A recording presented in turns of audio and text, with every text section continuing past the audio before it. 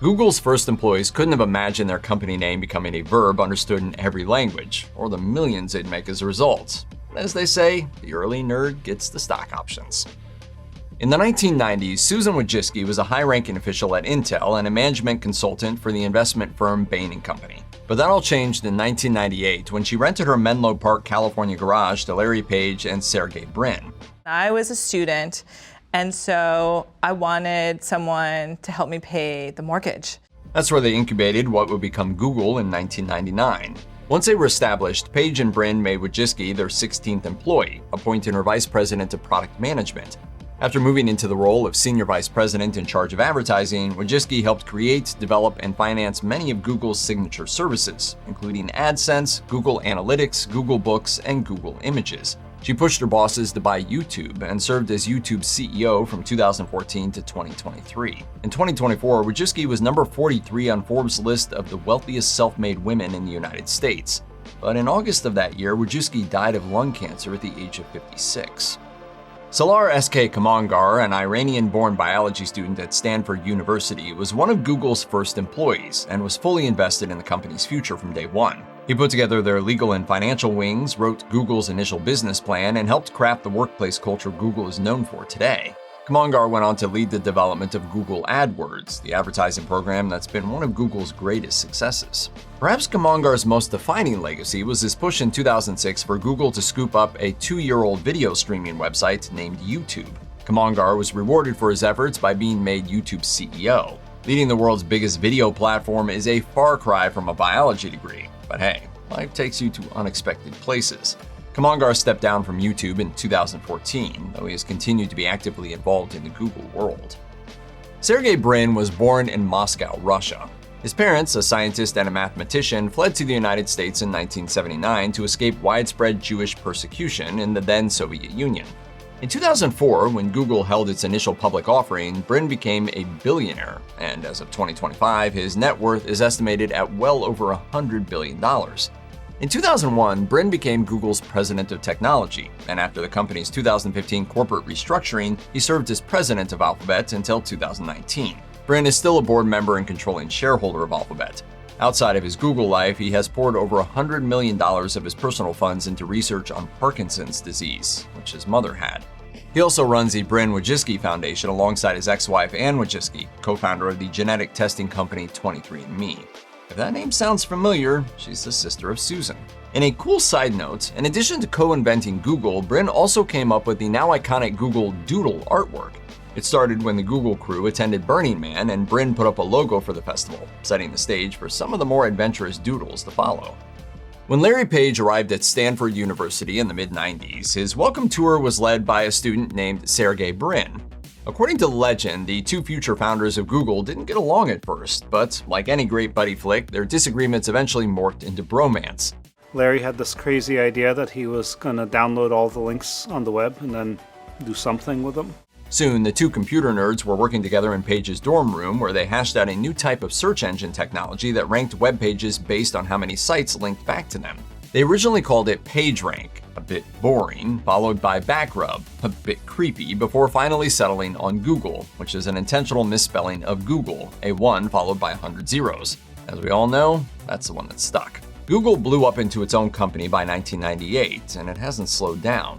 And Page has remained with the company ever since. He served as the company's CEO until 2011, followed by a stint as president of products, after which he returned to the CEO job. Technology should really do the hard work, and that's really so people can get on with living. In 2015, Google was restructured as a subsidiary of a newer, bigger company called Alphabet. Page stepped into the position of top CEO, which he held until 2019. He's still very much involved in Google's future as a board member and controlling shareholder. As of 2025, his net worth is well over $100 billion. I think what impressed them the most is when I administered exams, I carried a large bullwhip and I would crack it over my head. From the beginning, Google made sure they had a human resources department. Their first HR manager was Heather Cairns, a graduate of UC Berkeley and the Massachusetts College of Arts, who then went on to hire the next 200 Google employees. Cairns stayed with Google until 2005, but to date, her voice is still the company voicemail greeting. In her post-Google life, Cairns turned her attention towards helping others and exploring her creative potential. She became a philanthropist for disadvantaged women, attended graduate school for painting, and worked as an angel investor, focusing on funding female-led companies. In 2015, she became president of the real estate firm Coastal Streets, which counts among its successes a senior living development called The Mariner in her native Marblehead, Massachusetts. Much of Google's early workforce consisted of PhD students and fresh-faced engineers. One notable exception was the Swiss-born Urs Hölzle, who had already led a distinguished career before hopping aboard. Your own motivation, your drive to accomplish something is what actually drives projects forward. By the time Hölzle joined Google in 1999, he was an experienced software developer, a contributor to DARPA's National Compiler Infrastructure Project, a co-founder of Anamorphic Systems, a company that made compilers for Smalltalk and Java, and finally, an associate professor of computer science at UC Santa Barbara. Hölzle has remained with Google for over 2 decades in a variety of roles. As of 2025, he is listed as a Google Fellow, working remotely from New Zealand. Hölzle has made a point to prioritize environmental causes. In addition to working on Google's green initiatives, he also serves as a member of the National Council for the World Wildlife Fund, an organization he's been involved with since he was a young man selling WWF stamps to fund conservation efforts. Marissa Mayer is easily the best known of the early computer and tech professionals hired to get Google off the ground. She joined the company in 1999 as a software engineer and was so skilled that she worked her way up to vice president overseeing Google's Maps and Location Services division. After 13 years as a vital part of the team, Mayer left in 2012 for an even loftier job. Yahoo made her its president and CEO. Mayer's time at Yahoo ended in 2017 when Verizon purchased the company and her position was eliminated. Mayer moved on to help start and then lead Sunshine, a purveyor of AI services. While Brin and Page were the dynamic duo who turned on the Google machine, they're certainly not the only ones who've kept it running. Their very first employee was a fellow PhD student named Craig Silverstein. His skill with data mining and information retrieval proved pivotal in Google's early development, and when the search engine transformed from a dorm project hobby to a real business, Silverstein took on the role of technology director. Though Silverstein originally planned to stay on for only 4 or 5 years, Google's success kept him there until 2012. Once he left the company, he took on the role of Dean of Infrastructure for Khan Academy. In 2014, Silverstein and his wife Mary signed Warren Buffett's Giving Pledge, vowing to contribute most of their post-Google wealth to charitable causes. Thus far, their philanthropic focus has been on poverty and women's education in the developing world. Sidney met the Google guys through a friend who was dating Sergey Brin, but he became a key early player in the company's development. Already a graduate of Harvard and MIT, Sidney was Google's 5th employee and one of their earliest software engineers. He spent the first 4 years at his computer and took a year-long sabbatical during which Google went public and he suddenly became very wealthy. Sidney decided not to end his vacation and instead became a very young retiree. His post-Google hobbies have included competing in triathlons and earning his amateur pilot license. He's also made a point to donate huge amounts of money to various public and environmental causes, such as giving $1 million to launch a public bus service near Lake Tahoe. His house is powered by solar panels and solar heating, self-installed, but even though he seemed to be making the most of his time off, he eventually started a sustainable real estate company named Big George Ventures. Big George constructs eco-friendly homes using sustainable materials. Sidney says his focus isn't on the financial bottom line, but on doing good for the planet. In addition to his work with Big George, Sidney is a director of a nonprofit scientific support organization called the Hertz Foundation, as well as the co-owner of a Ritz-Carlton development in Arizona. If you spend any time with someone who's involved with internet marketing, there's a decent chance that you've heard about Google's famous spiders, which might sound like blood-sucking cyborg monsters, but are actually a key part of the way the search engine works. Basically, these digital arachnids crawl through the web, hunting new links to index. Google's most famous crawl engineer was Harik Cheung, a guy so talented at his job that the crew called him Spider-Man. These days, Cheung is an angel investor for various startup companies. Cheung eventually moved on to co-found Roostify, a home buying service, and remains on their board of directors. For the majority of Google's lifespan, the company motto has been, "Don't be evil." And the man who introduced this phrase was an early Google engineer named Amit Patel. When Patel first scrawled this moral reminder onto the company whiteboard, he had good reason. Early Google was run by engineers and scientists, but the inevitable introduction of professional business people worried Patel, and he wanted to make sure the founders never lost sight of their humble origins. In 2018, Google removed the phrase from its official code of conduct after details of Google's shady history with the CIA came to light. Not ironic at all. As "Don't be evil" faded away, so has the clever engineer who first said it. Patel is a mysterious figure, and there's not a huge amount of information out there about either his past or his current whereabouts. For now, Patel's a mystery, but his wise warning will never be forgotten. The internet never forgets. Omid Kordestani had a hand in several successful internet and tech companies in the 1990s, including 3DO and Netscape, where he grew profits so quickly that Google sought him out in its first few months. By 2005, Kordestani's work in business development and as senior vice president for worldwide sales and field operations helped Google to annual revenues of $6 billion. Unsurprisingly, this made Kordestani very rich. He ranked 189th on Forbes' list of the 400 richest Americans in 2006. In 2009, he moved into a senior advisory role, counseling Google's founding executives until 2015. For 5 years, Kordestani served as executive chairman of X, back in its Twitter days, and sat on its board for another 2 years. He agreed to a relatively low annual salary of $50,000, opting instead to be paid in stock. In 2024, Kordestani sued new X owner Elon Musk for $20 million because his stock options weren't paid out at the time of the sale. Skarakis worked at Google for 6 years, signing on in 1999 as the director of business development. Following the company's IPO, which brought him and everyone else a financial windfall, Skarakis left in May 2005. In the years since, he served on a number of charitable foundation boards.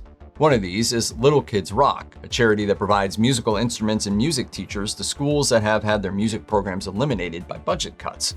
Skarakis also supports the Palo Alto Junior Museum and Zoo, which brings science teachers to underserved and underfunded schools.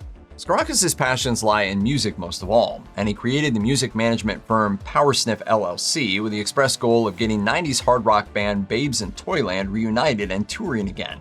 He also founded Blip.fm, a database that provides video game music to developers, and in 2025 he reopened the Record Plant. A famed recording studio in Sausalito, California during the 1970s, the Record Plant was where Stevie Wonder's Songs in the Key of Life and Fleetwood Mac's Rumors were produced, among many others. Under Skarakis' leadership, the studio has been renamed 2200 Bridgeway. Back in 1999, George Harik was working at Silicon Graphics, and the day-to-day routine was getting to him. He was thinking about taking a nice long vacation when a friend told him they knew someone who was starting a company called Google. Though Harik admits to being unsure whether he was the 7th, 8th, 9th, or 10th employee, he was most definitely in the mix.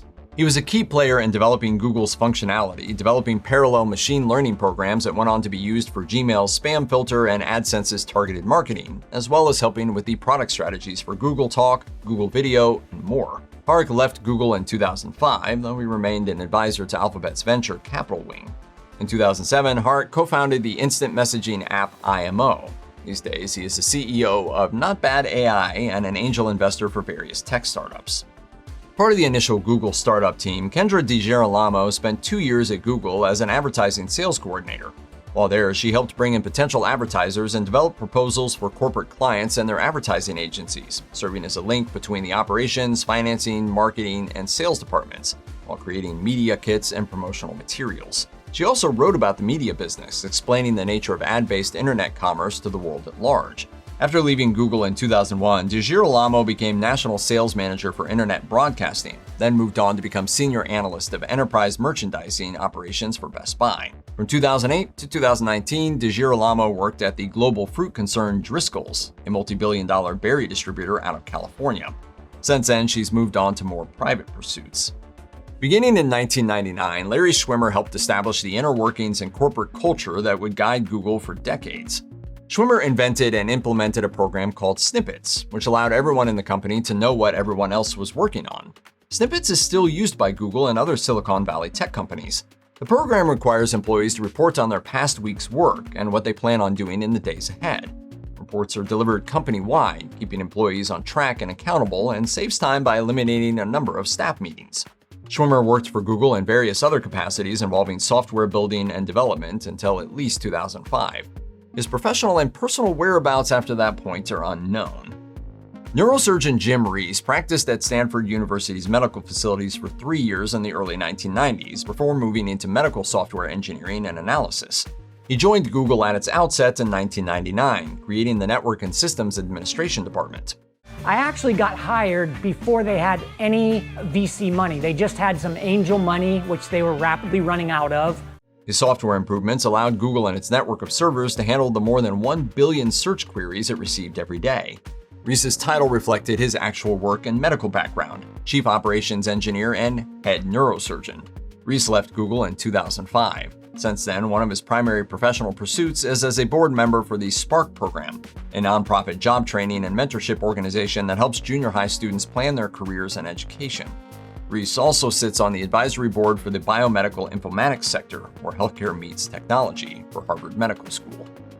Among Google's first batch of hired hands, Gerald Aigner joined as a supply cost manager. He successfully parlayed his skills with knowing how much things should and would cost to a series of positions throughout Google, eventually rising to a senior staff position.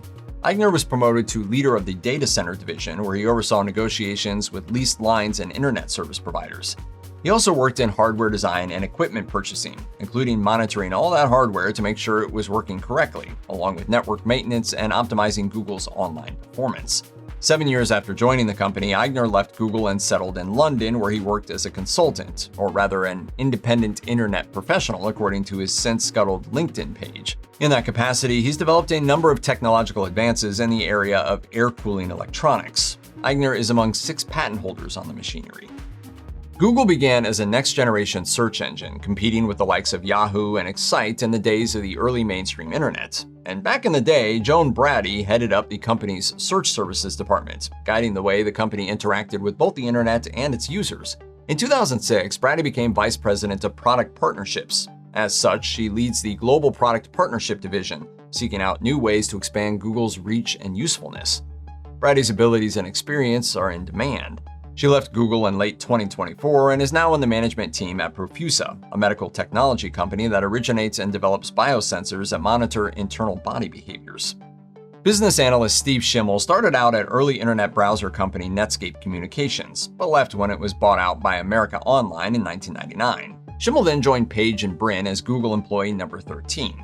He was tasked with growing the business side of the operation and secured its first big money deals in the range of $100,000 and $1 million cash infusions from venture capital investors. Schimmel was also part of Google's first advertising design team and put together technology licenses. After Google's 2004 IPO, Schimmel never had to work a regular job again. He left the company for semi-retirement at age 32.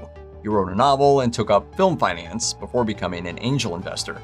Since then, Schimmel has helped businesses like CrowdRise, Roots, and Guide, and he's been a board member at drone company Airspace Systems.